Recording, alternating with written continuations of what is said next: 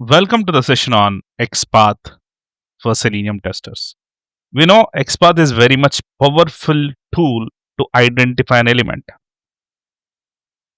In Selenium or in any automation testing generally, identification of elements plays a very important role. And a lot of web elements have a tendency of dynamic in nature. If an element is dynamic in nature or element is complex, in that cases, XPath plays a very important role in Selenium.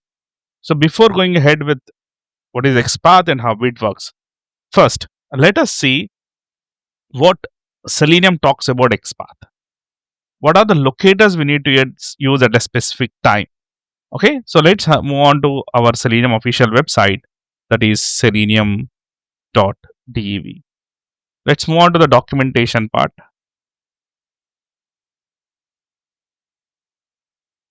WebDriver, elements, and go with the locator strategies here.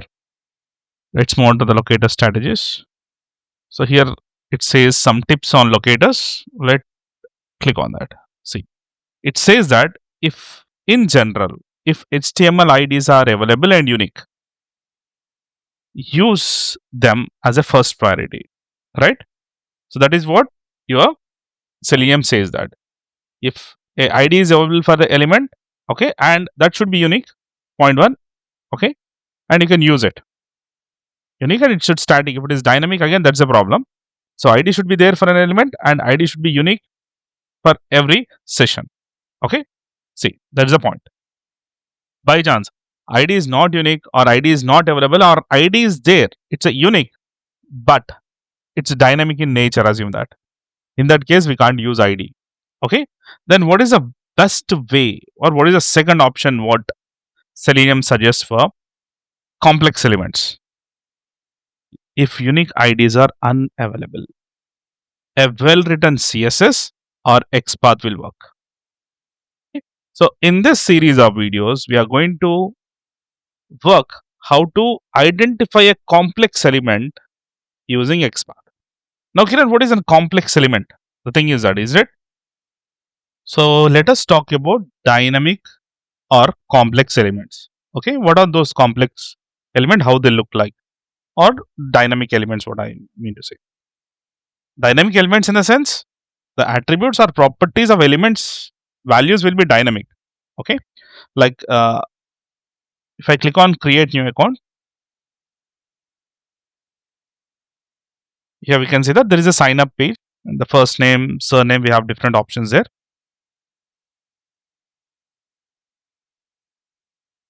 Let us identify this first name. There we go. It has an ID, you can see that. Okay, so anyways, it has name, but identify that it has an ID. Okay, leave about the name as if that we don't have name for that element. Okay, so we have ID here, right? You can just have a look on the ID. This is our ID what I have right now, and it's a unique for this session. It's unique. This ID is unique now. Now it is unique. Okay, this is the value of ID. Okay, so let me refresh the page. So let me refresh this facebook.com page. Click on create new account. So again, I'll get some create new account page, and here I have first name. Let me identify that first name once again. And here we can see that ID. It's a unique, but unique for this session. So let me copy and compare it with our previous one. So it will be not same actually. So now we got a different ID. You can see that. This was the one first what we have copied and pasted. This is the second one. Means the ID's value is getting changed. Okay, if I use this and if I run the test, it will not work. So if I use this and if I run also, it will not work because for the next new browser load, it will change it. Okay, so in this case, okay, it has a name. If you want, you can use that name. That is different story for that element. Okay, so this is what we call it as dynamic change of values. Okay, ID is there, it's unique, but for every new session, it's changing its ID. So this ID will not work for us. Okay, this we call it as dynamic elements. And because it is dynamic in nature, okay, identifying that is obviously a complex part. Okay. And some elements actually will not have any proper locator. So it will not have ID, name, link text, nothing. Okay. So that in that case also it will be complex for us to identify that element. So here we have different elements like submit form, cancel, and few other buttons like elements. Let me inspect this submit form. It's a button. Its type is button. See, it doesn't have ID, name, or any other locators, right? To identify this, we need to use XPath techniques. Okay, so this also will consider it as a complex element. Okay, yes. So whenever element doesn't have a good attributes or properties, or even that element consists some properties or attributes, but if they are dynamic in nature, okay, in that cases we are going to use XPath for identifying that elements. Okay, so these are generally called as complex elements. Okay, so this is what introduction up to the XPath. So in next we are going to talk about what exactly XPath is. So first of all, what is XPath? It's simple. XPath is nothing but XML path. So XPath can be defined as XML path. As we know, XPath itself is a language actually. Where using this XPath, a query language, or using this XPath syntax, we can get the information from XML document. This is the main purpose of XPath. XPath is not specifically designed for Selenium actually.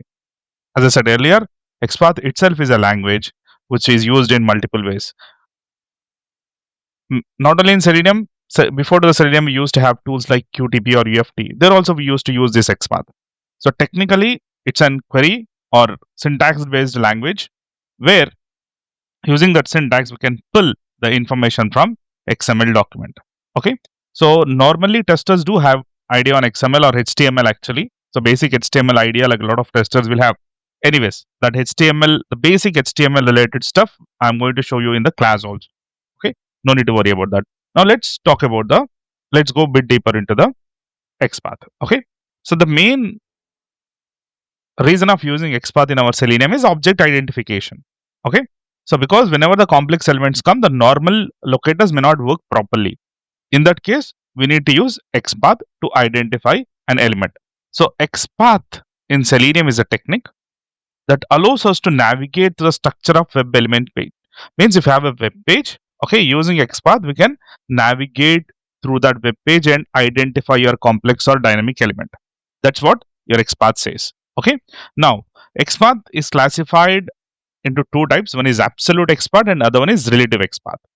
Absolute and relative XPath. So both are used to identify a web element in your web page. Whenever we talk about an absolute XPath, so this absolute XPath is also known as full XPath actually. This is a direct technique. See, whenever a web page is built, so generally it is built with the HTML tags. Okay, so from the HTML tag to the element tag, what you are trying to work on, we are going to identify each and every tag. If you take an example on the screen, so this is an HTML information on the screen. Assume that I want to identify this element. Okay, this element. So these are all HTML tagging. So we need to start from HTML. So this is a tag, body is a tag, div is a tag, UI is a tag. In that UI, we have two LIs. So second LI is what I want to work on. So this is what absolute XPath from starting from the HTML, or we can say base of an element, okay, to the desired element. So what is desired element here? This is the desired element. Okay. So we are going to traverse down the hierarchy. Okay, HTML, body, div, UI, li, 2 is our element to be located. Just see. This is how your absolute XPath look like. HTML. Okay, so generally this absolute XPath start with a single slash. So HTML. Next, it's body. You can see that the next I have written slash body slash div slash UI. Okay, because I want to identify second li. Okay, so that's the reason I have written li2. So this is how a absolute XPath or full XPath will work. So we are going to travel from the base or from the HTML and to the desired element. This is what absolute XPath is. The major disadvantage of absolute XPath is, assume that I have added one more li here in between. Okay, and I want to identify this element now, the same one. It will not identify this actually because I've added one more element, some other element I have added, assume that. Okay, obviously your XPath will fail. Okay, so whenever application is still under development, you know that a lot of changes happens to your code. Okay, happens to your HTML web page. So that's the reason generally absolute XPath is bit complex. Okay, because this is a simple example with two elements I have written. But whenever we look at the real example, okay, you'll need to travel through maybe dozens of elements to come into your desired element. That makes complex. Okay, the next one is, so then the next topic is relative XPath. So this XPath starts somewhere in the middle of an HTML structure, not from the start point like HTML, not from the base. Somewhere you're going to identify a stable element. Okay, so where it has ID or name or whatever it is, from that stable element we are going to travel to identify your desired element. Okay, that's what happens with the relative XPath. Relative XPath has its own syntax actually. Relative XPath looks like to identify a same element actually.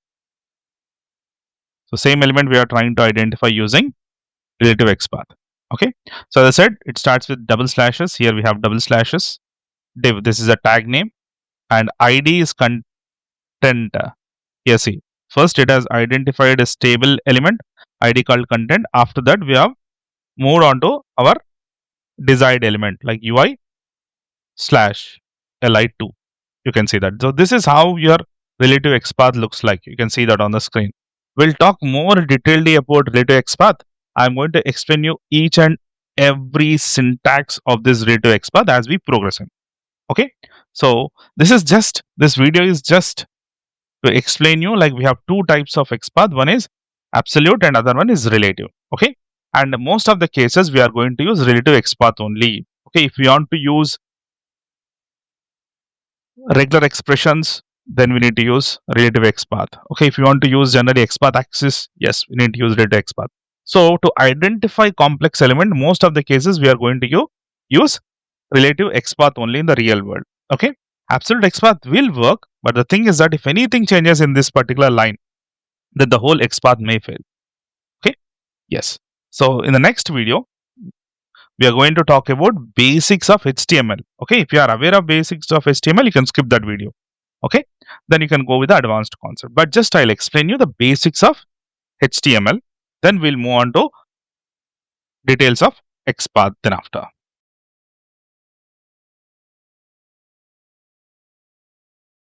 We are going to talk about a very, very important one. That's about syntax of XPath. So technically, syntax of relative XPath. If you can have a look on the screen, this is the generic syntax of your XPath or relative XPath. The current node, we already discussed, whenever we write two double slashes, that represents anywhere on the page. Current node, tag name. So if you want to identify only buttons, assume that. So tag name would be button. If you want to identify only links, the tag name would be links. In place of tag name, we can give a regular expression called asterisk. If that is the case, it's going to search the whole tags, all tags which are in your web page. Okay, if you want to search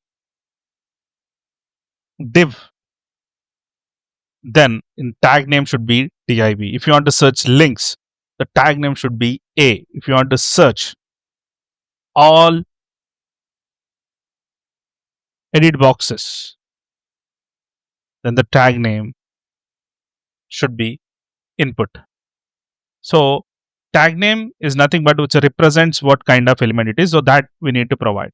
Okay, in place of tag name, even we can write asterisk also. It will search all tag names if you write asterisk, regular expression. Next, at the rate attribute name. What attribute you are using to identify an element, and what is the value of that attribute, that should be given in the single quotes. In a single quotes. Okay. So attribute name and attribute value plays a very important role. Now, let's move back to the Selenium again. Selenium contains 8 types of locators, right? ID, name, link text, partial link text, tag name, class name, XPath, and CSS. Okay. As we know already, whenever an element has a stable ID, if we can identify an element using ID, right, then we'll use that ID. If element can't identify it using ID, or ID is dynamic in nature, whatever the reason it may be, in that cases, we'll be shifting on to some other locators. Okay. So we'll have a lot of complex elements, or some cases we need to write our own XPath to identify group of elements. There will be a lot of circumstances where we use this XPath in the real world. Okay. Now let's explore each and every option of XPath. Okay. So let's start.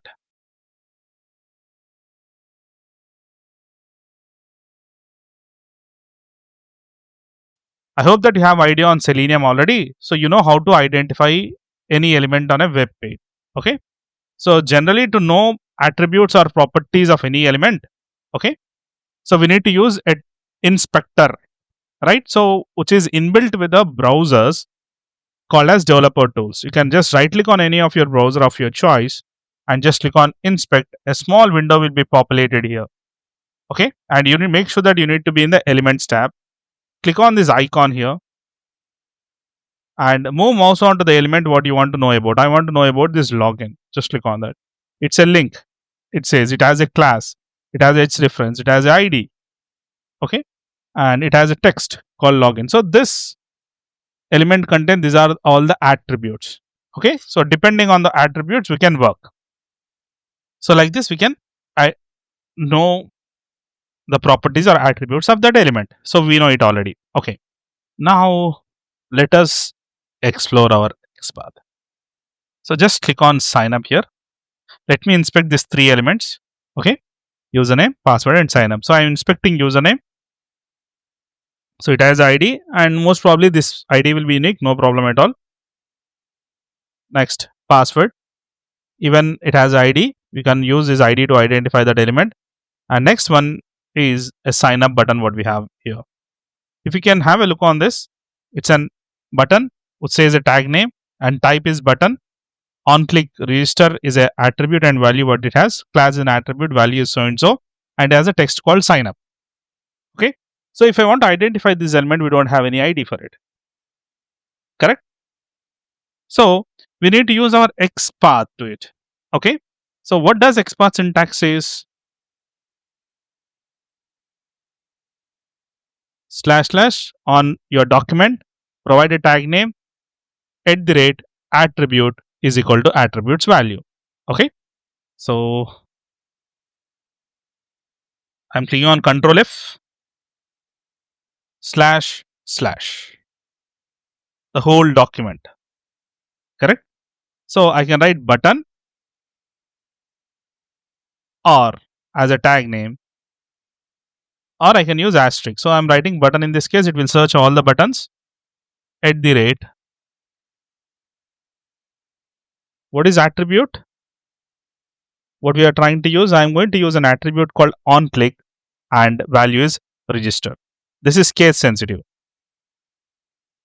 On click equals to single quotes register.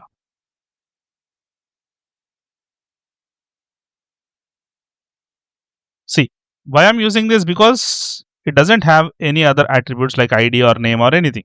Okay. So I have created my own XPath. I customized it, have created my own XPath, and you can see that this line is being highlighted in that, in the sense it reflects this sign up button. You can see that 1 of 1. Okay, no duplicate element exists.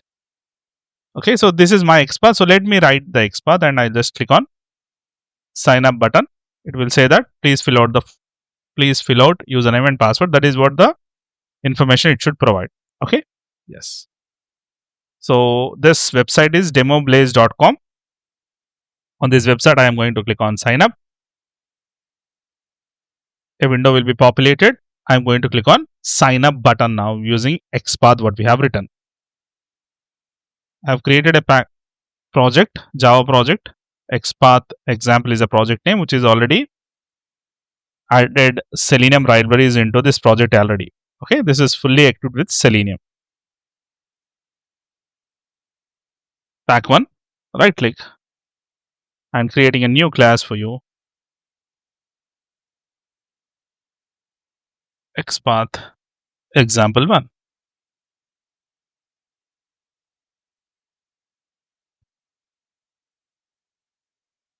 Let us launch a browser. Let's maximize it.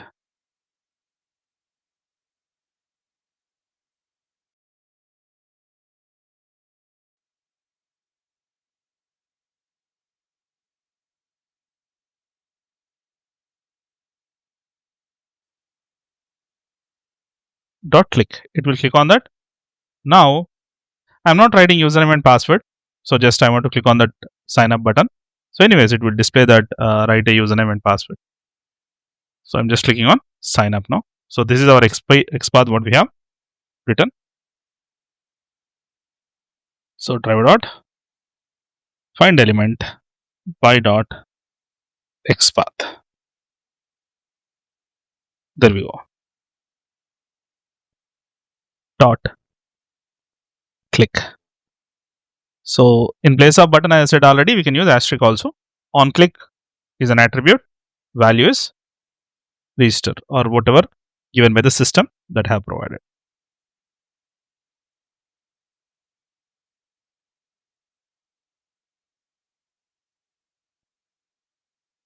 Yes, that's clicked on sign up, and after that, a sign up page has been populated on the screen. It has clicked on sign up once again, and on the button, actually, it is saying that please fill out username and password.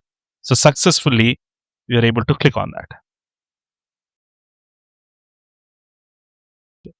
How to combine relative XPath with single slash and how we can move or travel in the HTML code structure. As we know, this is a sign up what we have used in our previous example. Now, this sign in is a button, on click is a register. Actually, this is what we have used. Let's take this close. This button, this close button, I am taking an example. If we can have a look on this, it has a type, button, class, btn secondary, and it has some information, correct? But it doesn't have ID, name, or even on click. There is no proper attribute to identify that element, right? In this case, first we need to identify a stable element. From that stable element, we need to move on to this element. Okay, so our task is that first let us identify a stable element. From that stable element, we'll move to this close element. So in this example, if you can see it, this division what you are seeing, which has ID, and obviously that's a stable element. Okay, from there we need to move on to this element. Just have a look on this HTML itself. This down arrow what you are seeing, this represents open. Okay, so this is a division, it is open. In that we have one more division, it's showing down arrow, that is also open. So here one more division we have, down arrow, this is also open. This division is closed, this division is closed, and again this division is open, actually where our element is existing, right? Now see, using tags we need to move on to each element. First we'll identify this element, then linked as div, it will take you to this child. Again this element has, it may have multiple child, so but this is the first child what we have here. It has only one child, you can see that.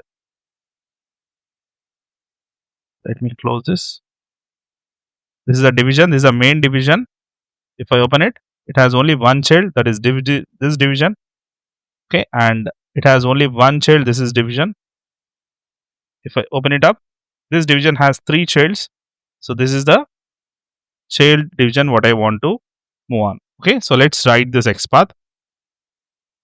First, I'm writing an XPath slash slash asterisk because we can go with the division also because we are trying to identify a division. At the rate ID equals to sign in model. Perfect. So one of one, we have identified that happily. After that, we need to move on to the its child. It has only one child. You can see that. Okay. So let's move on to that slash div. Okay. Again, this element has one more child div. You can see that slash div. So now this division has 1, 2, 3 childrens or 3 child items as of now. Okay. 3 or even, yeah, 3.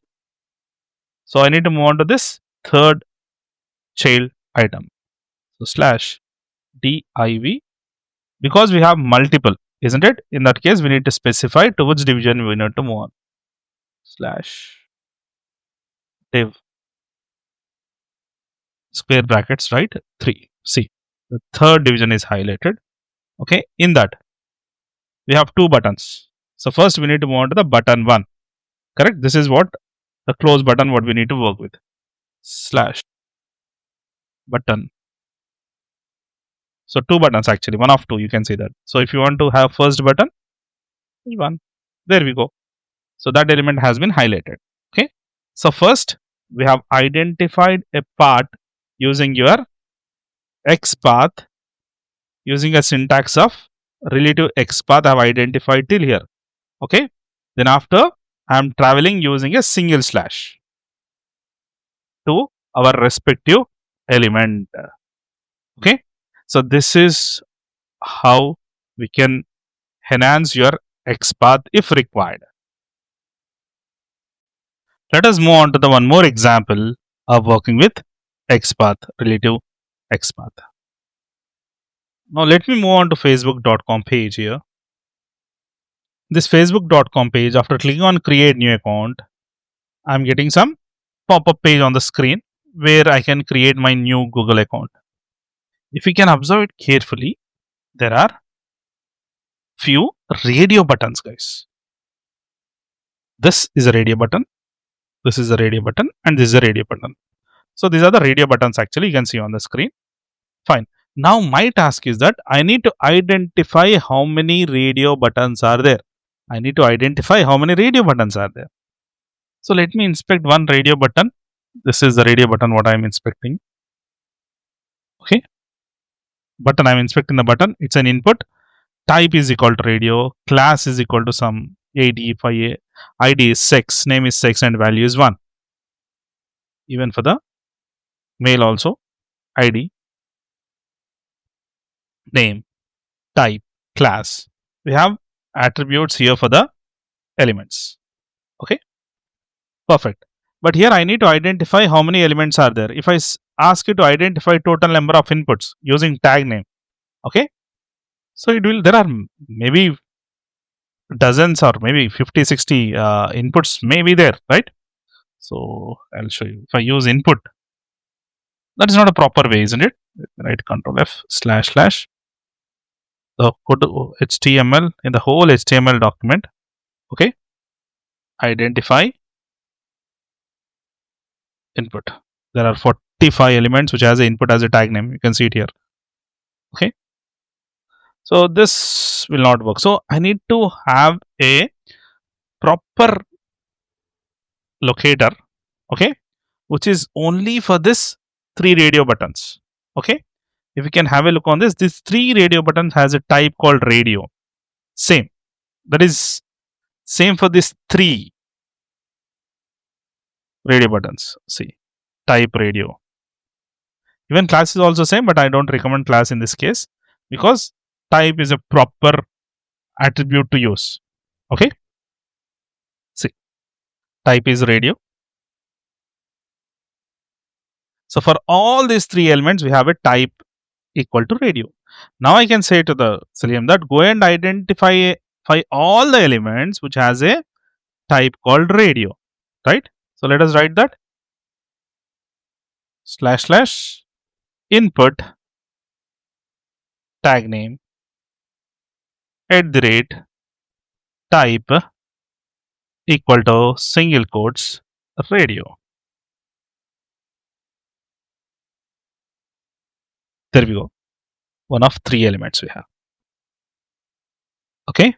So let us use this syntax and let us identify how many radio buttons are there in this facebook.com page.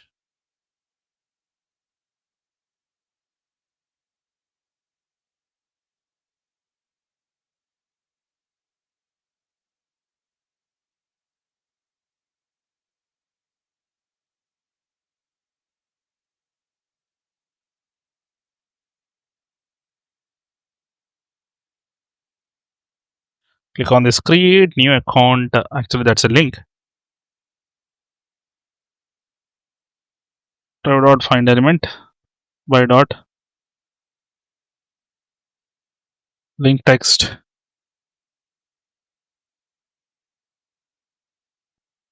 dot click. So it will click on that create new account button and new page where we can create a new account will be created where we have our radio buttons there. Try dot because I'm trying to check how many radio buttons are there plural. So find elements is option what we need to use to get is dot size method by dot xpath double slash search all the document, search all inputs at the rate type equal to radio dot size is the method where it will give you how many count actually. So how many radio buttons are there. FB page RB represents radio button. It's an integer. SYSO FB page. So our answer should be 3. Correct. So understand the XPath. Okay, we have created our own XPath to identify how many elements are there which has a type is equal to radio. Correct. So unique for the no, not unique. Actually, the one attribute which shares with the 3 elements that we have identified, and we have custom written our XPath to it.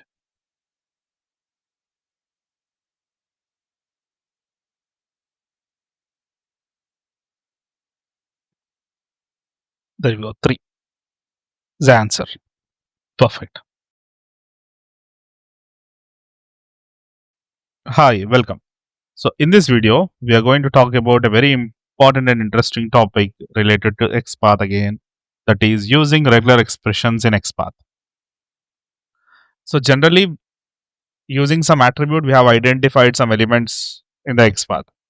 But if you see some properties will be dynamic in nature actually. Okay. Or we need to use some special text to identify that in some cases. There will be different kinds of elements in your web application, and lot of elements has a different kind of behavior too.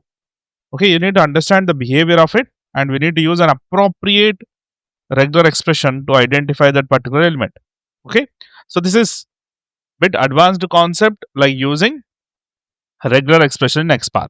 Okay, so 4 major expressions I am going to explain you: contains, start with, text, and or. So contains, whenever you are trying to identify some element, you can give a substring. Okay, so if that element contains this so-called substring, okay, you can identify it. That is contains. Start with. Okay, so whenever you are trying to identify any element and you want to identify with a few some starting characters of it, then you can use start with. And the very important is generally whenever you have paragraphs or whenever we have text format or headings or something like that, we don't have any proper attributes for it. Okay, or even for the buttons or some cases also you will not get a proper attributes. In that case, text plays a very important role. For links directly, we have a link text. A locator is there. But if you want to identify a button using a text, so without a regular expression in XPath, that is not possible. Okay. Yes. In some cases, you need to use two attributes to identify element. Okay. In some cases, you can provide two attributes to the element and you can ask it to select. If one is true, then select it. That is and or. That we'll see as we progress in. Okay. The main concept is whenever there is a complex element.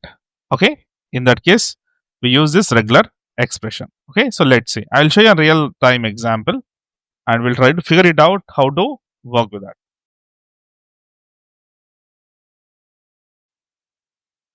I'm moving on to facebook.com website. Click on create new account button.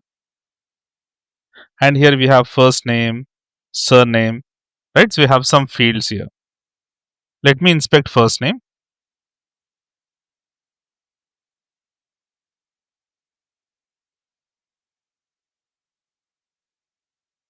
It has an ID. You can see that. Is an ID of that particular element. I'm just trying to. Okay, so I'll refresh the page, guys.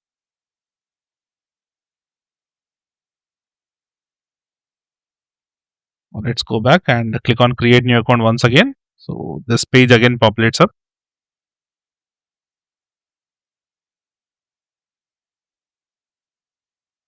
There we go. Now it's a new ID what system has generated. It is unique for this session, but we got a new ID.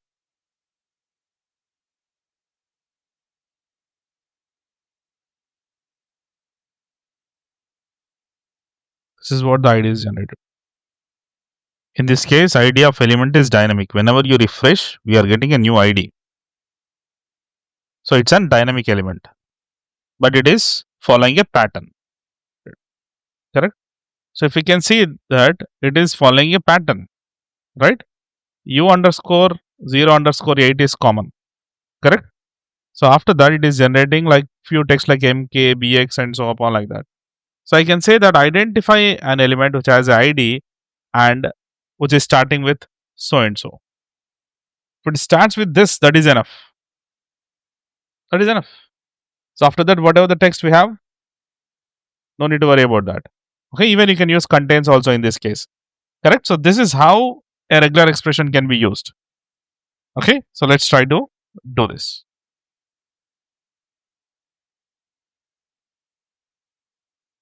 So I'm copying these lines of code. This will create a new account. Click on that create new account button on the facebook.com page. Okay, so thereafter, as I said, we need to create our own XPath. So driver dot find element y dot XPath and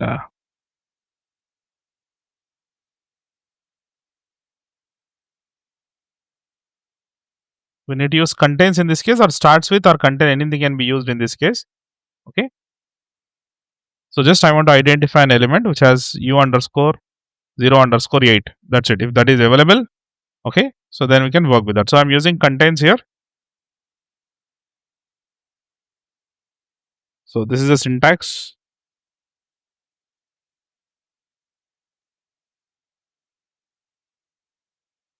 So what is the tag name of that particular element, guys?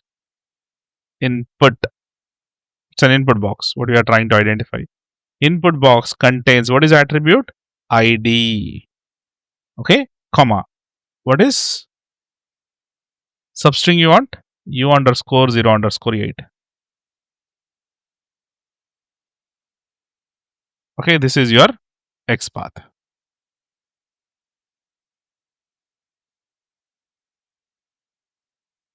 So this is in place of input, I can write asterisk also. Contains should be exactly same.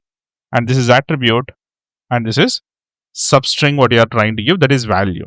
Okay, if you give again u underscore 0 underscore 8 underscore mk or bx, that will not work because this will change. Correct? So we want only this. If this is available, okay, go and identify it. That's enough.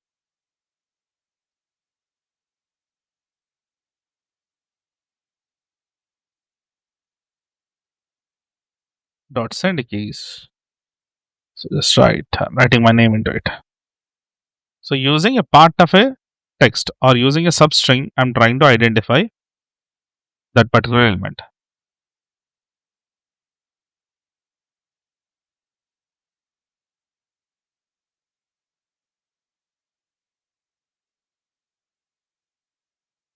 Yes, it has successfully written Kiran. So let us check what exactly ID is there for that element. ID is value. So this is a new ID what system has generated. I mean to say ID is value.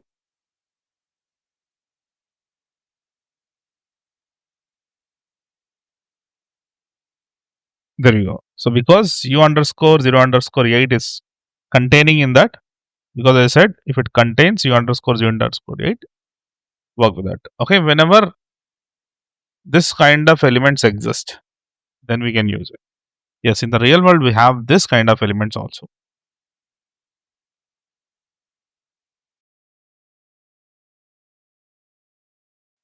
Next, let's talk about start with.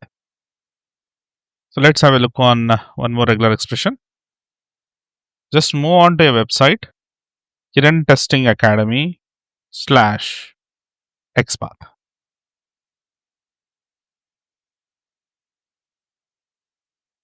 KiranTestingAcademy.com slash Xpath. Okay, so you have a very good amount of details here to work with Xpath in this page. Now you can see that this is an edit box which is really dynamic in nature. So I'll just inspect that. It is saying input underscore ID is input underscore. After that, it is giving some random text. I'm refreshing the page.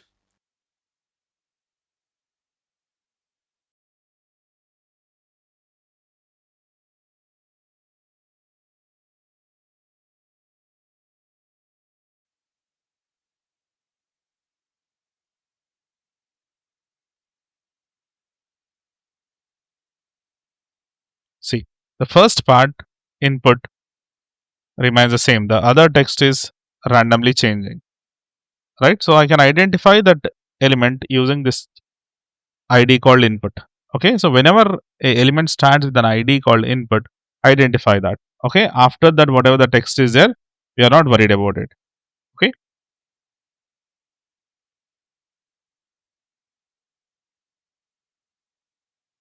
so in this case, I can use start with, starts with.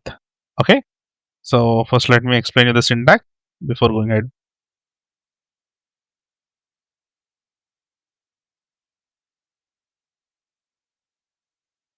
So this is a syntax which starts with same again slash slash, which represent the whole document, tag name. So we are working on input box, so tag name will be input, or you can use asterisk also. Starts hyphen with, case sensitive. Okay, and attribute. What is attribute here? ID. Okay, so what is the substring? Input. Okay, so let me write this slash slash input. So go and search all the input boxes, and in that input boxes, identify an element which starts with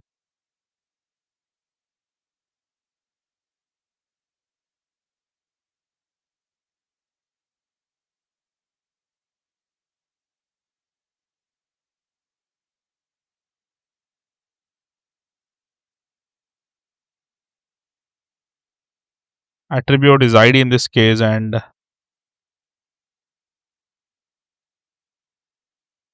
values input.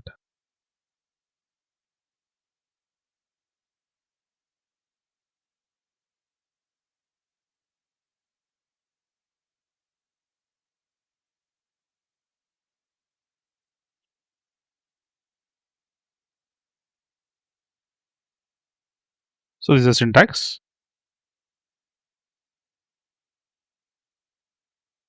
So if I paste it here, it is saying that there is one of one element. Okay, but the point is that, so it is highlighting that element, whatever, but this is dynamic element what we are trying to work with. So whenever we run it, because we don't know what it generates for the next time. Correct?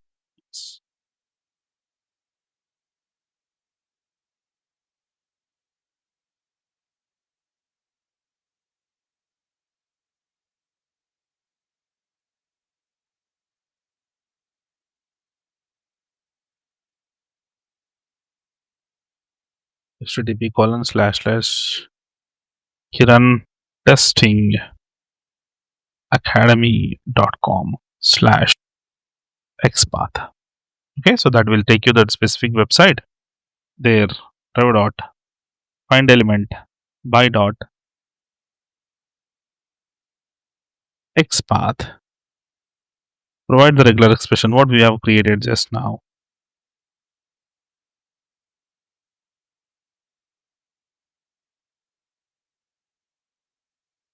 So it will search for an element in the web page which has a starting text as input.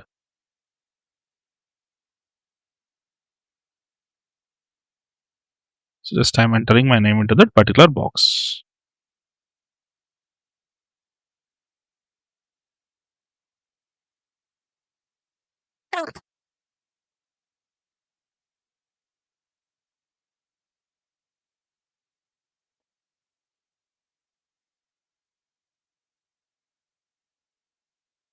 It has written it successfully. Okay. So starts with this is how we use start.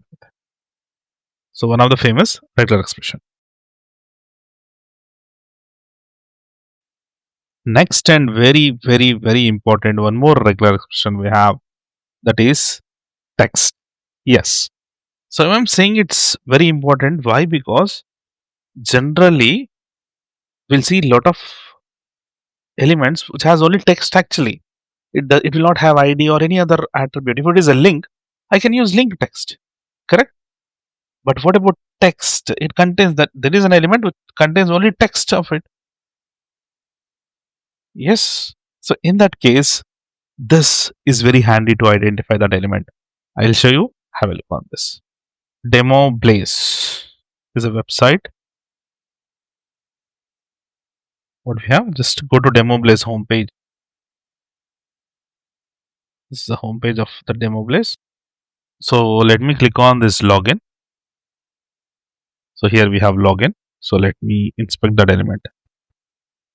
So it's a button. Type is button. On click is login. So assume that on click is not there for this element, or assume it even if I use on click also it is shared by multiple element. Assume that. So login is only text what I have for that element.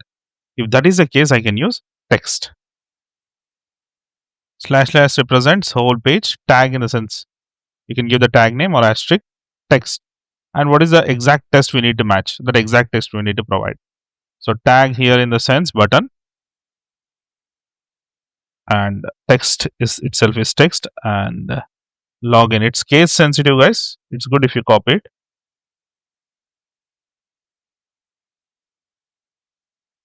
Log space in. See, it has highlighted that element. Directly you can use it. Means using a text, have identified that element. Correct? So text plays a very important role in identifying any element. Okay. Now let's move on to one more example here. Here we can see on this two buttons are there. One is admin active and other one is user inactive. Okay. Some text is there on that particular element.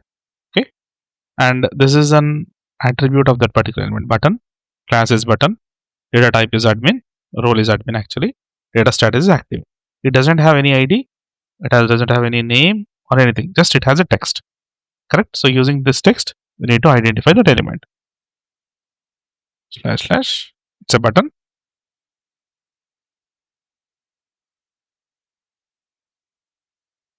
Next, what's the syntax of it? So we are going to identify using text. So text, open and close the braces, equals to a single quotes, we can provide the text. There we go. We have identified that element. You can see that that element is being highlighted. Like this, we can work with text.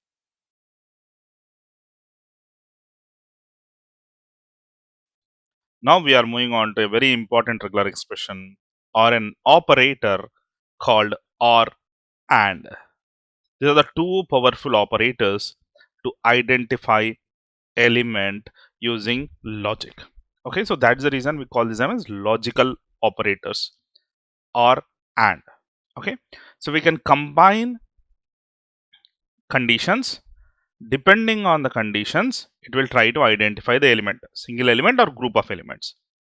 So how and works? So if I give one attribute 1, you can see on the screen, I'm explaining the syntax. This is attribute 1 and attribute 2. Okay, if this attribute is true or this attribute is existing in the application, attributes value, and this is existing in the application, then it will identify that element. Okay, or this is attribute 1 and this is attribute 2 and its value. Okay, I'm giving or as an operator here. So if one matches with application, it will try to identify that element or group of elements with that particular attribute. Okay, so we'll see how this and or operators used to identify elements in our Selenium. So here we have a web application on the screen. I want to identify this checkbox called female. Here we can see that checkbox called female. You can head over to kirantestingacademy.com/xpath. I'll provide you this link also.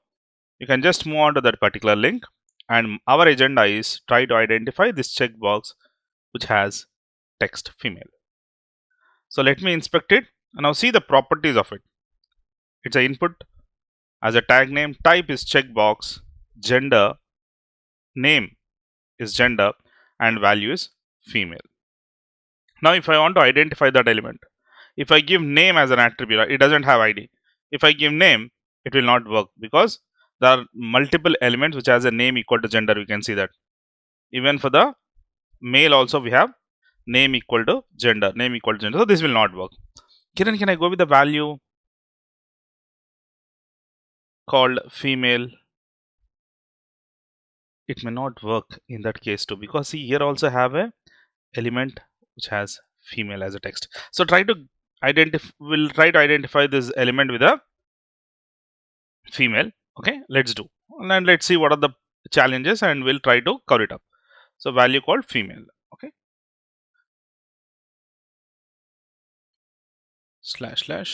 / input and close the brace @ value equals to female.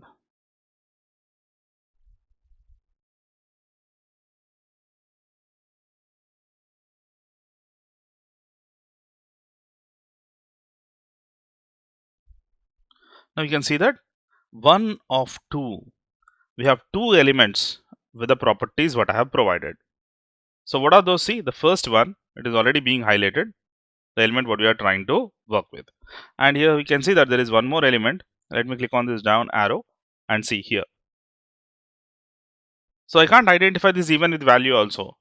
Now I can add one more additional property. If you can see it here, so this female element is a checkbox. Type of it is checkbox.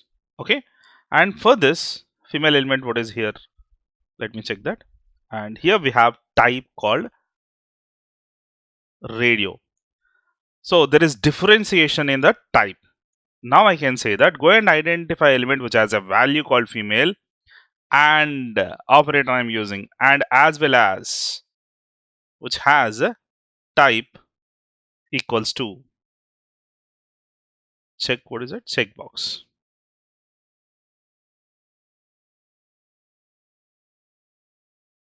Now we can see that one of one, it has identified that element smoothly. Like this we can perform the activity using AND operator.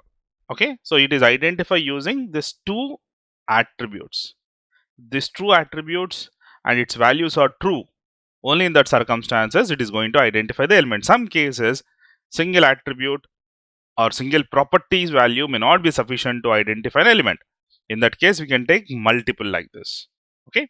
Next operator for us is OR. So OR, it works in such a way that if I am going to give two attributes and it values, if any one attribute is matching, it will identify that. Even two matches also, it will going to identify that. So let me write it slash slash input. So first at the rate type equals to radio. So what does it mean? Identify all the elements which has attribute called radio. So technically it will identify these two, correct? And as well as I am writing OR here, as well as identify element which has a value called female. So technically these are the two elements which has value called female, correct? Even it will identify that checkbox also. Have a look on that. The first one, you can see that 1 of 1. So complete, it has identified three elements. The 1 of 1, the first one is female. Now you need to get it out that Kiran, that's a checkbox, but why it has identified that checkbox? Why? Because clearly we have said that identify element which has a type called radio or value called female, because this element has value called female. Okay, because what I said earlier, it works as an R. If only, even if we give multiple attributes, if matches with the one attribute, it will select it. So it is matching with one attribute, that is value called female. So definitely it will identify that. Next one. Next, it is identifying a radio button which has a text called male. Why it is identifying radio button text called male? As I said, go and identify all the elements which has a type called radio. Perfectly. So this element has type called radio, even if it is male or female, it doesn't care, because one of the attribute is matching with that. Next, the third one, it matches both. So first thing, it is type is radio as well as value called female. Okay, if I write and in place of or, then definitely it will identify only this female, that's it. Because I have written or, so it will select according to the operator what we have provided. Okay, this is how OR works.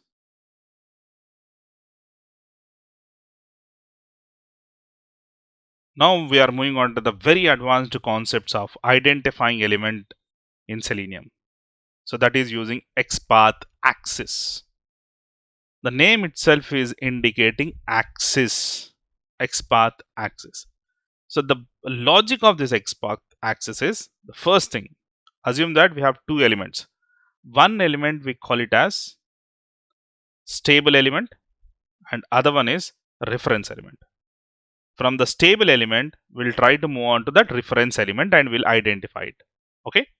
So assume that we have two elements. See, first thing, elements in a web page follow some hierarchical structure.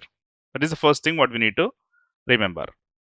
Okay. Any web page, any HTML or XML structure will have some hierarchical structure. So using this hierarchical structure, using the relation between the elements, we are going to identify our specific element. Assume that here we have an element. So assume that we have a division and this division is a parent element. Okay, then the division ends here. In the division, we have two child elements.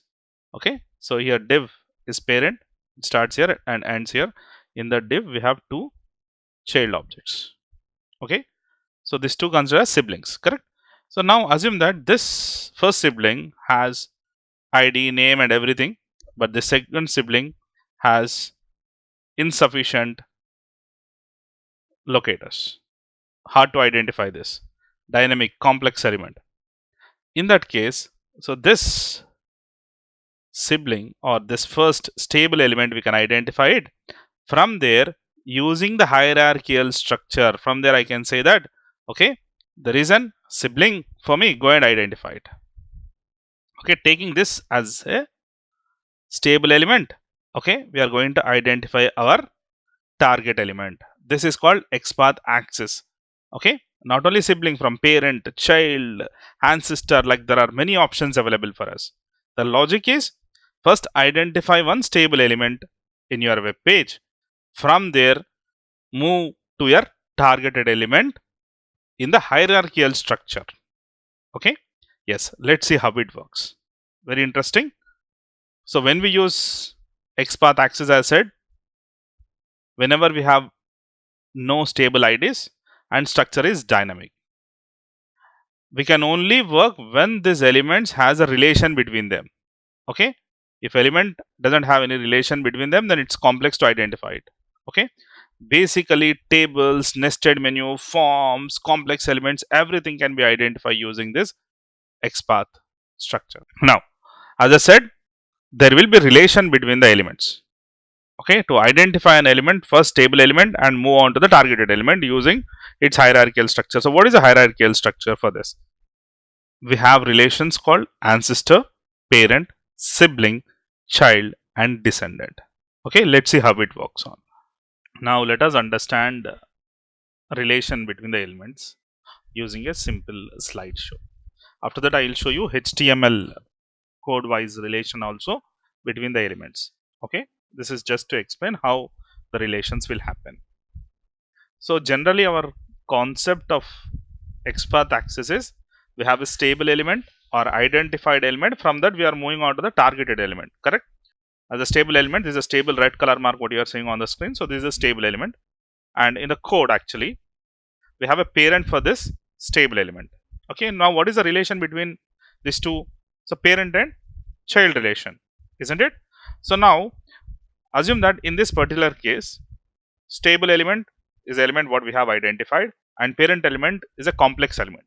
Okay, in that case, first we identify our stable element and we'll say that this stable element has a parent and identify that parent, and your tool will identify that. Okay, and vice versa, assume that the name is stable, but assume that the stable element doesn't have any attributes or properties, or it's a complex element. Okay, now parent element has ID, name, and everything. So in that case we can identify a parent element. From that we can say that this parent element has a child. So in this case we have only one child. Some cases we have multiple childs also, multiple child elements. Okay, so go and identify that child element. So it will try to identify that this is the relation. Now this parent element may have one more parent element, but for this table element that's a grandparent, right? And this grandparent and parent will have the same relation, parent and child. And same like that in the code wise we have one more top element, right? So again this grandparent and great grandparent will have parent and child relation. Correct? Now from this table element point of view, parent, grandparent, and great grandparents are known as ancestors. Okay, all the top line is known as ancestors. Okay, let us come back to stable element. If we take an example of this, in this case, this parent element have multiple child elements. Okay, so our stable element, and as well as there are two other child elements for our parent element. Okay, so this parent element contains three child objects or three child elements, right? In that, among these three actually, those are considered as siblings. Okay, these three among them are considered as siblings. Okay, so these three have relation with the parent, right? That is parent and child relation. Now the stable element also have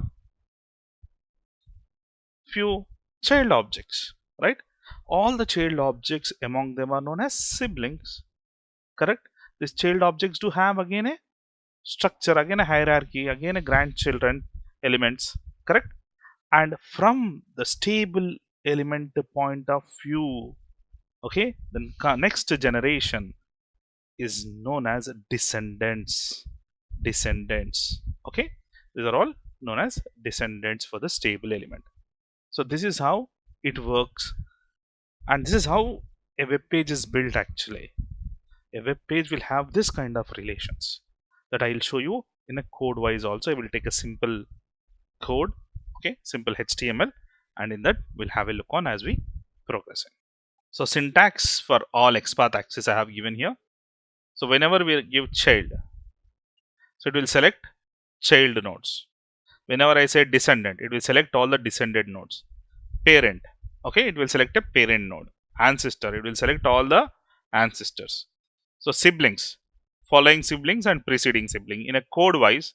Okay, so we have following and preceding sibling. The one which is above the stable element is known as preceding sibling, and one below it in a code wise is known as following sibling.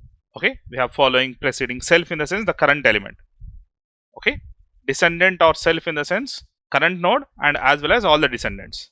Ancestors or self in the sense current node and as well as all the ancestors. So I'm going to show you all this. These are the relations. Okay, we are going to see all the relations what is on this screen now as we progress in. Hi students, this is a very important session on XPath. In previous session we have discussed about theoretical part of it. Let's take a practical approach now. So you know there will be a relation between the elements. So using that relations we are identifying the elements, correct? That is what Xpath Axes is. So here we need to talk about something called current node. Current node in the sense from where you are starting from, or your stable element, the element what we have identified, that we called as a current node. From that current node, using the relation, it may be child, it may be parent, it may be descendant, whatever it is, using that relation we are going to move on to our desired element. Okay, current node to desired element using our relations. Okay, yes, for that we have a different syntaxes or different options what we have, like child, descendant, parent, ancestor, following sibling, preceding sibling, following, preceding, self, descendant or self, ancestor or self, like this. Okay, we'll see. Let us have a look on how this XPath axis works. Here there is a simple demo HTML code to the right side of my screen, and left side we have elements. Okay, so first I will introduce XPath axis, relation between the elements. Okay, using this simple demo page. Thereafter we'll move on to real world websites, and there also we are going to work on. Okay, so first let us get some hands on how exactly it will work. Okay,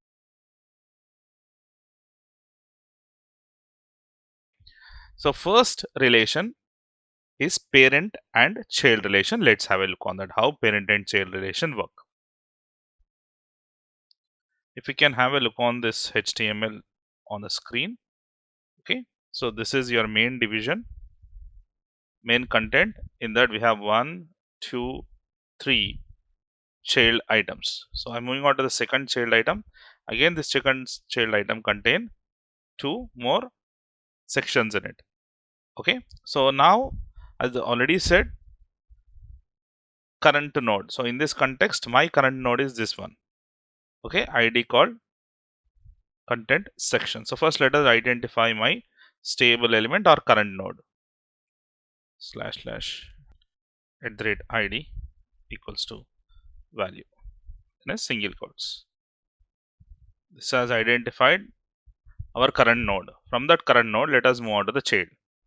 Okay, so parent, from the parent I am moving on to the child. Okay, so this is the syntax for that. Current node slash child colon colon. This is what we need to give. This is the syntax. Okay, so it is indicating that from the parent we are trying to identify child items. Okay, after that we need to provide what kind of tag you are looking for. I'm looking for section. There are 2 elements, 1 of 2. Okay, you can see that. If you want to identify second one, you can say like this. Okay, so anyways, it has an ID. Directly if you want, you can identify it, but our main context is how to move between the elements using its relation. Okay, so this is how it works, parent and child. Okay, now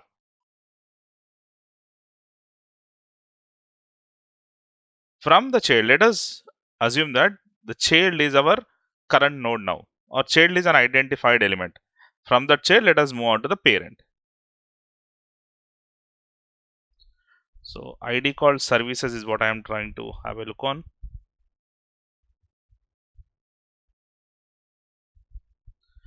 You can give section, or I can go with asterisk at the rate ID equal to. So it has identified this element, one of them. From here we are moving on to the parent. Okay, I want to identify parent of this element. Slash parent colon colon and provide the tag div. There we go. Now parent has been identified. You can see that one of one. Okay, even from the about also the same case. ID called about, and if you write parent div, it will identify that parent. Okay, because these two are child items of that particular element.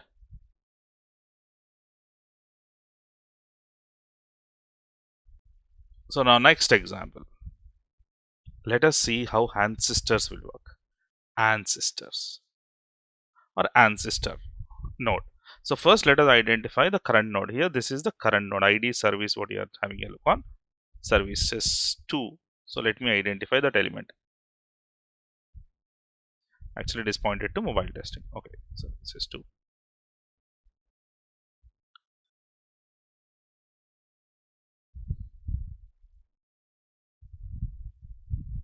Perfect, we have identified our current node. Now assume that from this child point of view, I want to identify all the div elements, okay, above it, in the sense all the ancestors which has a tag name called div slash ancestor colon colon div. You can see that one of 2. From this point of view, from this point of elements, we have 2 ancestor elements which has div as a tag name. This is 1 and this is 2. Okay, and one thing you need to observe here, this is one div, and above also we have one more div, but it is not identifying that. You can see that. Okay, from this child point of view, it has identified this direct division. Okay, direct division. Okay, but this divisions we have siblings. It is not identifying it, isn't it? It will not work in that way. It will not identify this element siblings. Parents siblings will not falls under ancestors in Xpath Axes. As simple as that. Okay, parents or grandparents, whatever it is, so they are not considered as ancestors. So in this case, that is the reason even this ID element, actually if you can take it, this is an child item, UI is parent, and selection is grandparent, and same in that case, this is great grandparent technically, right? This great grandfather to have 2 siblings, but it is not identifying them, right? It is jumping onto one more step ahead. Okay, yes, that is how it works. If I want to get ancestors of section,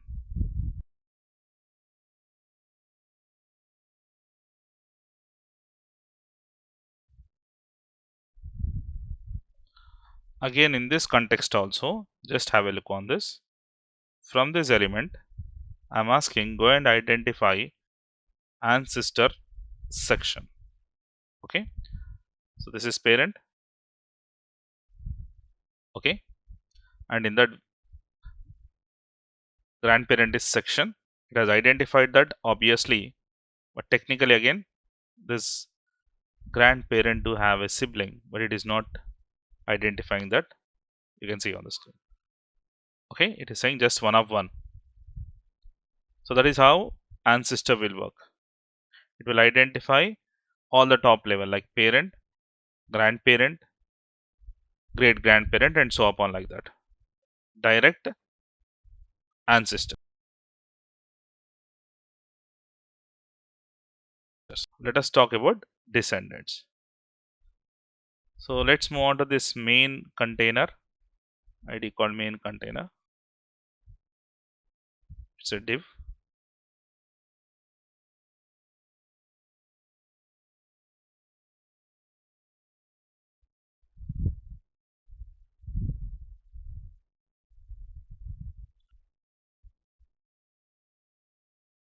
Colon colon, this is the syntax, colon colon div. So there are three elements.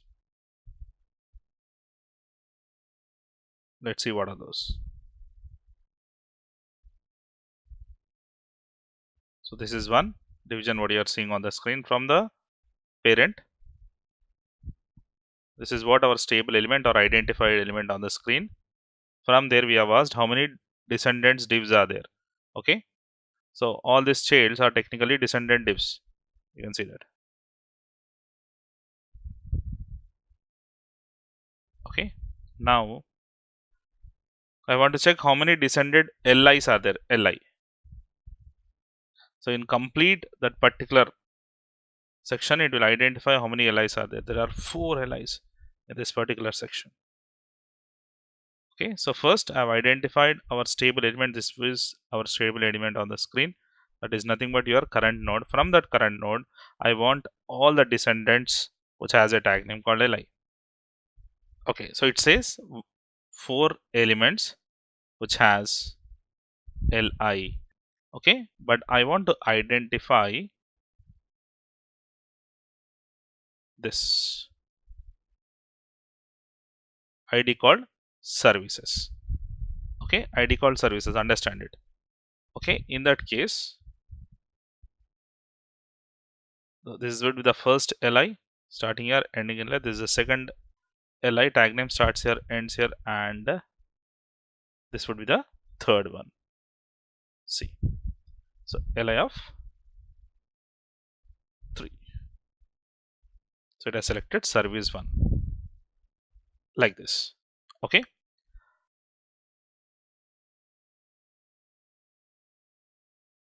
Hi, in this video we are going to talk about siblings. If you can have a look on this screen to the right side, we have a different kinds of elements we are working in this page, right? And have a body. In that we have one division, main content, and this main content has 1, 2, 3 divisions again. Correct? So these 3 divisions are siblings among them. And in this context, in the div, I have 2 elements in this div. This section and this section, these 2 are sibling among them. Okay, so like this, these are the siblings. Now let's take an example of this 3 division. This is 1 division, this is 2, and this is 3. These 3 divisions are child divisions of this particular parent division. Okay, so now assume that this, the sibling which is in middle, actually you can see that the second one, from my point of view, that is stable element, or that is a current node. Okay, so we'll take this as a current node. Let's identify the current node, slash slash div @ id equals to so and so. 1 of 1, you can see that. Let's identify this element. So from here, I want to identify sibling of it. Okay, so now what we need to understand is, if this is the case, in the code wise, you can see that in the code wise, the one which is above the identified element, okay, this we call it as preceding sibling. Okay, so one below the identified element called as following sibling. Okay, now see, just write slash. So I want to identify this one, the first div. Okay, elder one, I can say in this context. We call this as preceding element. Okay, or preceding sibling. Write a backslash, write preceding sibling colon colon give the division. Okay, I'm in Firefox, so just click on enter. See, this division has been identified.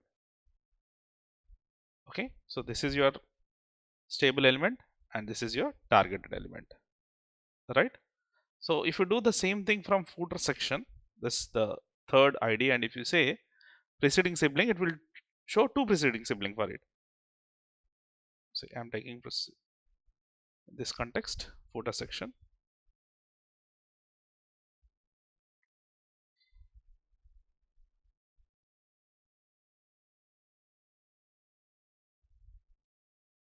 Just enter.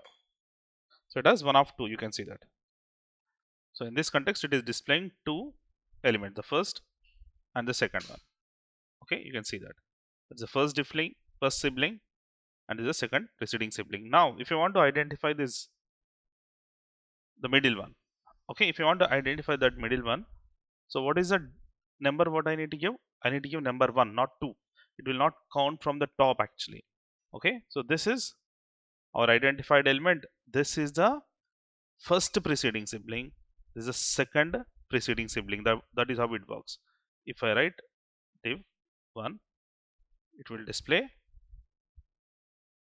see, this one. If I write 2, it will display this one. Okay, now let's talk about following sibling. Now, this is my identified element. The header section is my identified element. From there, I'm going to check how many siblings are there. That's for following.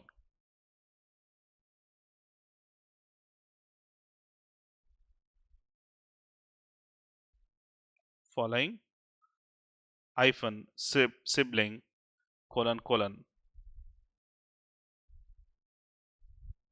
division. Okay, there are two elements, you can see that, following elements. This is 1 and this is 2. Okay, so if I write 1, it will select the first one. If I write 2, it will select the second one. See, it has selected the first one. Okay, so in this case, how it is selecting? From the top to down. Okay, so because this is our identified element and these are the following sibling, this is following 1, this is following 2, and so upon like that. Okay, now this is how we work with the siblings. Clear? Yes.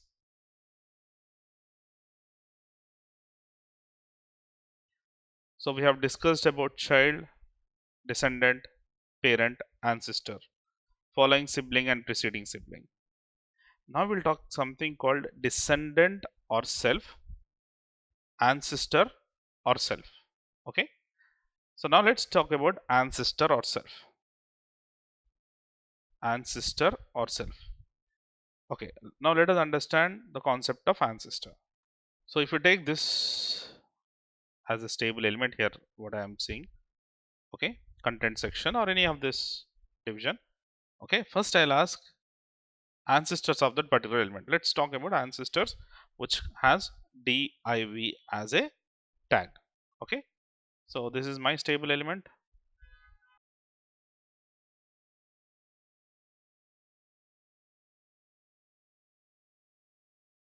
Okay, we have identified a stable element. From here, let's move on to the ancestors of that particular element. So technically, how many ancestors? Only one. This is a division. This is only one ancestor what this element has. Okay,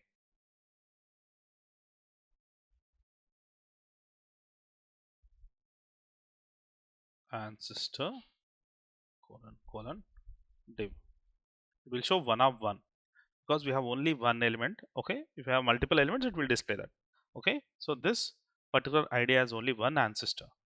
Okay, even the siblings also not considered as ancestors. Okay, even parent has siblings also, that also not considered technically. Okay, fine. So here we have only one because I'm saying ancestor only. If I say ancestor or hyphen or self,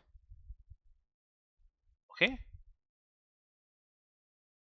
colon div, what happens in the sense, it will select its own, I mean current node division. If its current node is division, so it will select that current node, self node, and as well as ancestors. So it's a one of two. This is one, and this is the second element. Okay. If I write ancestor or self, even it will identify that self element also. This is how ancestor or self will work. Okay. Anyways, I will take this section as an example now. Okay, which has an ID called services. Now this is my stable element.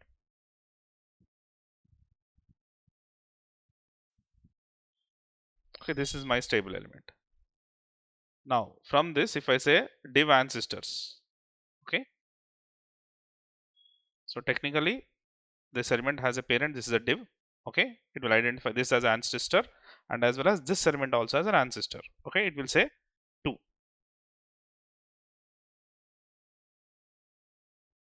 ancestor colon colon div. Okay, this is one. Okay, and this is a second one. Perfect.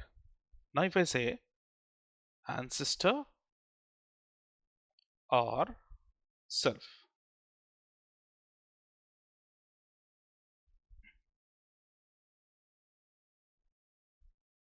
ancestor or self, still it will say it as 2, because the main section, the self section, what I'm trying to use, if I use ancestor or self in this context, if I use ancestor, both are technically same, because this current node doesn't have div tag. Okay, so here if I say div, it will identify only divs. That is the thing. Okay, so technically ancestor or self will identify current node and as well as ancestors. The condition is that that current node should also be the same tag name. The tag name what you are supposed to identify. Okay, it should have the same tag name. In that circumstance only, the current node will be identified. Okay, so in this context, just if even I say ancestor self and div, so because there are only two div ancestor, this is one and this is two. You can see that it is displaying one of two only. Correct? Descendant or self. If you take this main ID as an stable element or current node, so this this all falls under descendants itself, right? The three divisions what you are seeing on the screen, if I go with div, so all these three divisions are practically known as descendants. Descendant colon colon div, the three descendant elements. If I write descendant or self, because the self element or the element what we have identified as stable, our current node itself is division, so it will say it as 4. Descendant or self division. Okay, it says now 4 including the self element. Okay, that is how descendant or self will work.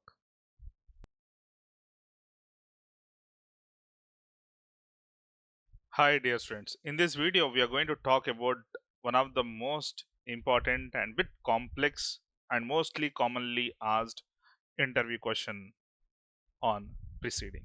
Okay, so what is this preceding axis? If you select any current node, okay, from there if you say preceding, so it will select everything before to that node, before to your current node. Assume that you'll said preceding div, before to your current node, what are the divisions are there, it is going to identify all the divisions. Okay, it's not an ancestor. Again, ancestor will not identify all the divisions in your page until your doom or html, right? It will only identify if you have a relation. Okay, if you have a relation, parent child or parent grandparent great grandparent, if you have a relation, then only it will identify your divisions. But here it's no, there is no relation, it doesn't require any relation. Okay, like if I've identified a current node and if I say that whatever the divs are there above this current node in my document, go and identify them. That's it. But again, and a very important point, It will identify the element that appears before to the context node in the document and not its ancestors. If my current node has some ancestors, assume that it will not identify that ancestors in the preceding. Okay, other than the ancestors, whatever we have in this complete channel, it will identify them. Okay, let's see. This is what they'll ask you in the interviews: the difference between ancestors and preceding. Ancestors, direct relation, it should have an ancestral relation, right? Child, parent, or parent, grandparent, great grandparents, or something like that. Okay, but here it doesn't need any relation. Okay, so in a document node, if you select an element and if you say that, okay, this is my current node, and from here go and identify all the links, so it will identify all the links above it. Okay, yes, and it will not touch its ancestors. If at all, if that element has ancestors, it will not touch that ancestors. Okay, so have a look on this practical example, very very important. I'll show you the difference between the ancestors and as well as preceding. Okay, carefully watch the video. So this is my web application. Okay, here I have a selection, id, about. Okay, from here first I'll go with ancestors and I'll explain you how this ancestor work. You know it already, but to comparison in a shorter way, I'll try to explain you. So about, first I'm identifying this element called section about.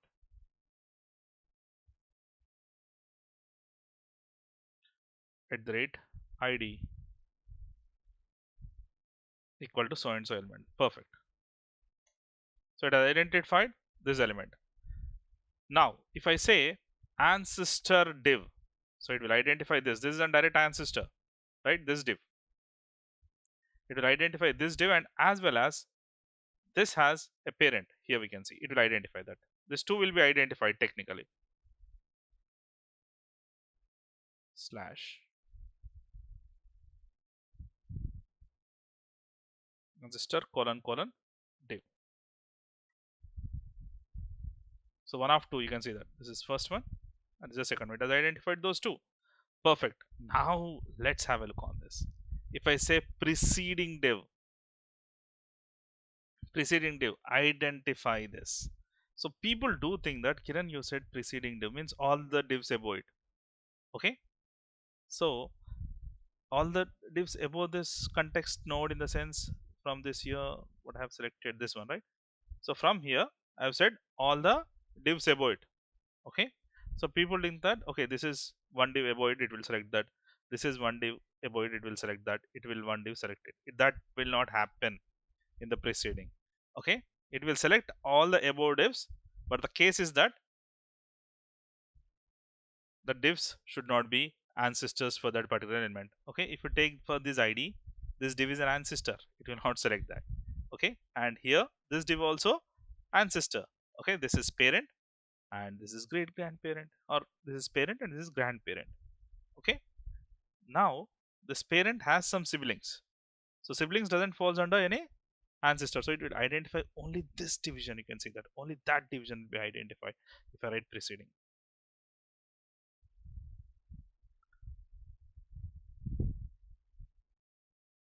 There we go, only one.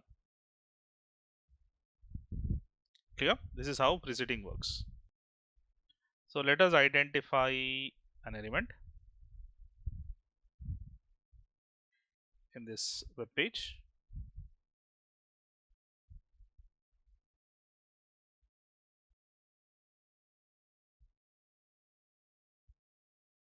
So I'm going to identify this input box and I'm going to ask how many divisions are there before it. Okay,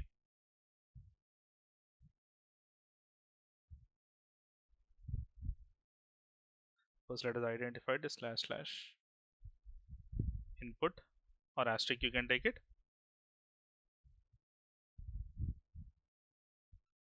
at the rate id equals to so and so. Perfect, it has identified that element one of one. Now if I say preceding div, let's see what are the elements will be identified. Have a look on this closely. If this is an element, it has a div class element. Actually, this is an element, this is a parent of it, so it will not identify that. Okay, and this is the element what you are working on. This div has a parent. Here we go.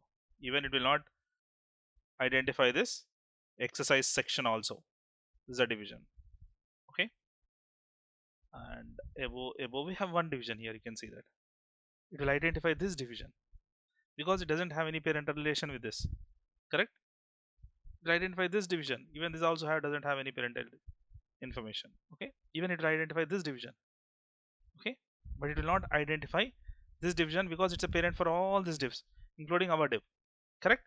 Yes. Let's see. And so upon you have a channel above, okay, it will not identify any of these divs here what you are seeing, because these are all the parent and child relation for our element, great grandparents and all those things. Even it will not identify that, but it will identify from here.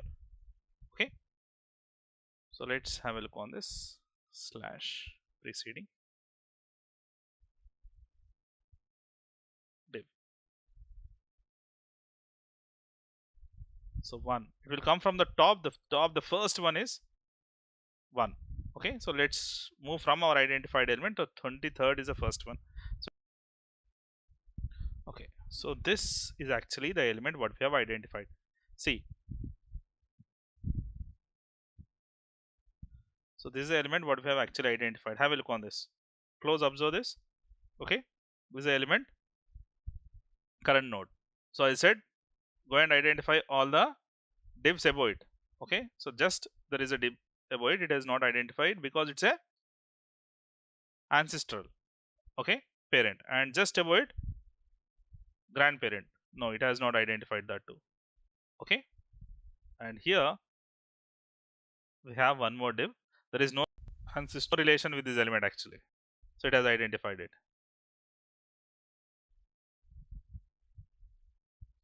Here also we have identified one element C.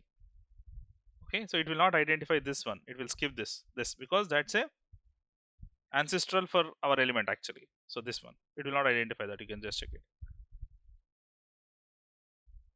So after this it will jump from there. See, it has came here. Does not identify that element. Correct. So it will identify all the elements which has a division tag.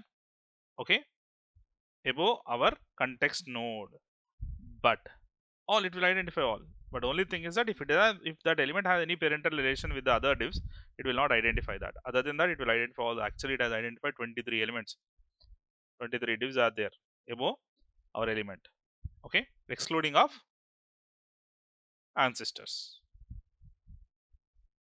Following axis. So we have a node or current node. Okay, from the current node, whenever we say following, it will select all the related tags of that particular following what you have given. Okay, for example, a current node have selected some division, and from there I said following division. So after that, how many divisions are there in the complete your document or complete in your code? Okay, so it will try to identify all the divisions. Okay, only exclusion is direct descendants will not be considered. Okay, it will not identify direct descendants. Same vice versa of preceding. Correct. Okay, let's see that examples how it work. So here I have a website where we are working on this from few videos. So here I have different divisions. So this is a main division, and in that we have 3 multiple divisions, right? Now from this division, here I have something called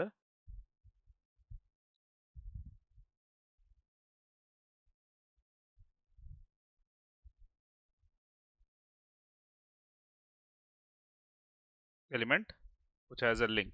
Okay, so assume that this is my stable element. Okay, this is your stable element. So as a reference called about. First identify our stable element as tag name a @href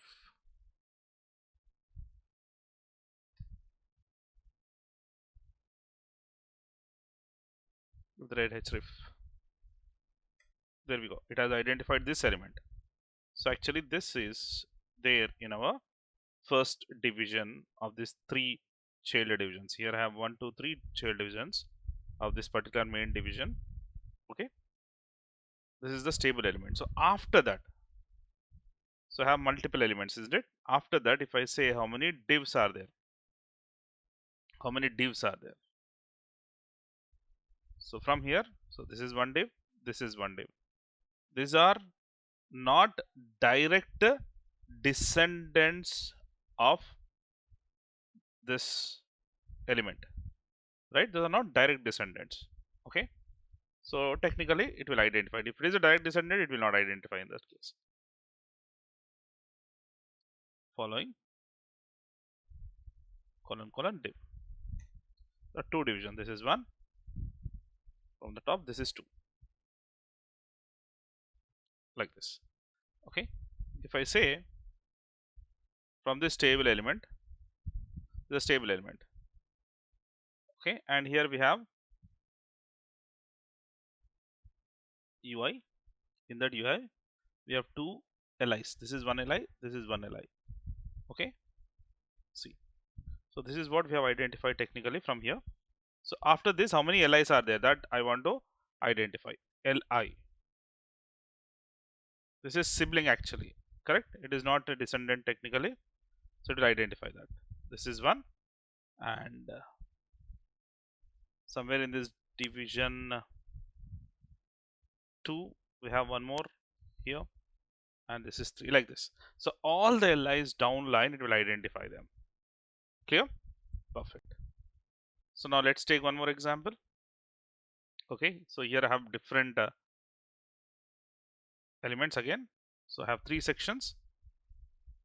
So in place of divisions, I have first body. In that I have H1, that is main heading, and this is ID called intro. It has one heading, 2.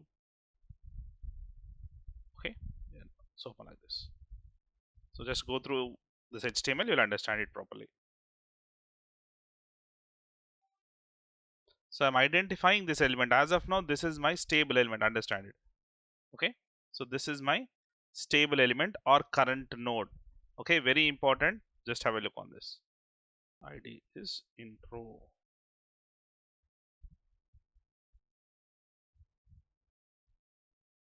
It has identified this element. We are very much happy. So after that, I want to identify paragraphs. P, the tag P. So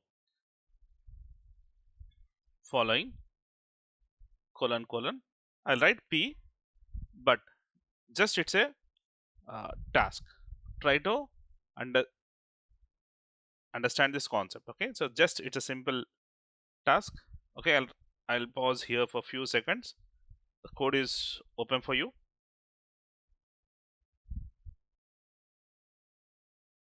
Fine. So colon colon, I'll write P. Okay, I'm not clicked enter yet. Okay, now just have a look on this, and here we have one paragraph. This is, as I said earlier, all the following elements, means after a standard node or after a node, identified node, all the elements it should identify. Here we have a P, this one P, and here we have one paragraph P. Here we can see that, and here one more P. Okay, so I'm using 3. Clear? Now my question is, will it identify this P, this one? Will it? Just think. If you are thinking as yes, your answer is yes, then you are wrong. It will not identify that P. Why? Because that is a direct descendant. It's a child of ID intro. It's a child of ID intro, right? It's a direct descendant. Okay, it doesn't have any relation with this. It's actually a siblings. So this ID is sibling, right? For this intro, this ID is sibling. So sibling is not a descendant, first thing. So and again the sibling, it is relation with the sibling. So technically this doesn't have any relation. Okay, and even this also, it may have relation, but ancestor relation is not there for this P and this P. But this P, this paragraph has ancestor relations with the identified element, because it's a direct descendant of the element, so it will not identify that. Okay, just have a look on this.